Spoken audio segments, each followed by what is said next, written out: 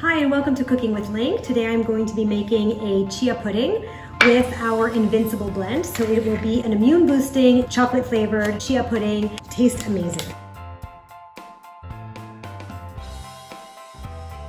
We first start off our recipe with about 1.5 cups of almond milk. I'm going to add about 5 to 6 tablespoons of chia and 1 tablespoon of Invincible. So when it comes to chia pudding, you always want to mix it very, very well. And in fact, you're gonna let it sit for a little bit and then mix it again, just to make sure it's super well incorporated before putting it in the fridge.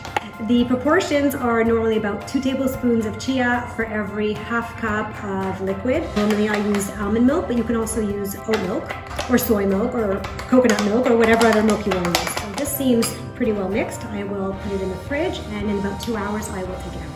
So here it is. I just took it out of the fridge. The consistency is very good, I can tell, and it's filled with chia, so it's gonna be super healthy and really yummy.